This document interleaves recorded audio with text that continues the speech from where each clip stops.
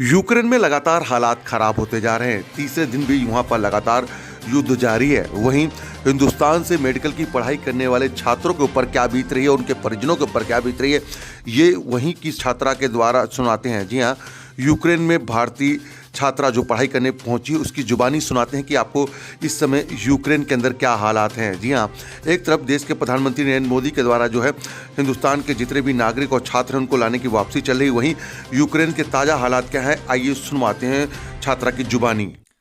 Hello, मेरा नाम है प्रियल भानुशाली। मैं मुंबई की रहने वाली 6th ईयर की स्टूडेंट हूँ जो ओडेसा नेशनल मेडिकल यूनिवर्सिटी में पढ़ती है। हालात यूक्रेन में बहुत ख़राब है। हमें कॉन्स्टेंटली न्यूज़ आती है कि खारकीव में हमारे जो फ्रेंड्स हैं उनके यहाँ कंटिन्यूसली एक्सप्लोजन्स हो रहे हैं। कीव में मेरे फ्रेंड के आंखों के सामने उनकी पूरी यूनिवर्सिटी को डिस्ट्रॉय किया है। यहाँ की बिल्डिंग्स में भी अटैक हो रहा है। जो कहते हैं कि सिविलियंस पे नहीं अटैक होगा, वो नहीं है। यहाँ कोई नहीं देख रहा कौन इंडियन है कौन क्या है, सिर्फ अटैक हुए जा रहे हैं। राइट नाउ ओडेसा में उतनी बुरी हालत नहीं है। यहाँ सिर्फ फायरिंग्स हो रही है। हम 3 दिन से नहीं सोए हैं क्योंकि यहाँ अलार्म्स बजते हैं, कभी भी सायरन्स बजते हैं जहाँ हमें बोला जाता है कि तुरंत बंकर में जाओ। हमको बोला जाता है कि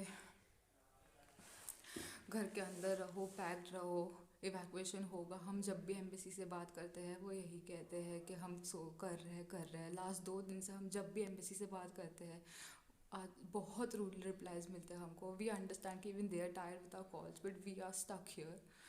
the MEA support groups they have been set up for Hungary, Romania, Poland, but Odessa जो सिटी है वो एकदम पोर्ट साइड है। हमारा नियरेस्ट बॉर्डर चेक पॉइंट जो रोमेनिया का है वो भी एटलीस्ट 10 आवर्स दूर है।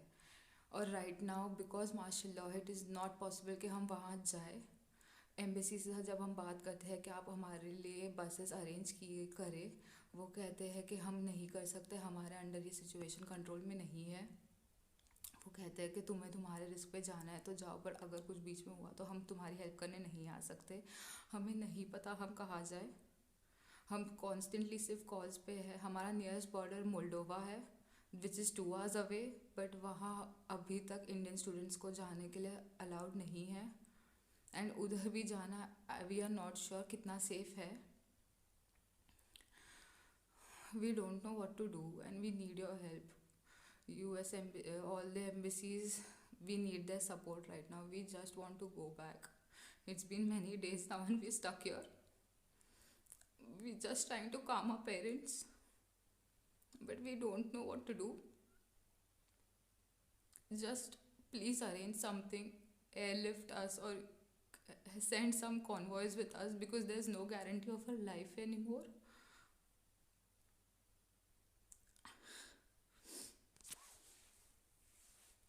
Just please help us.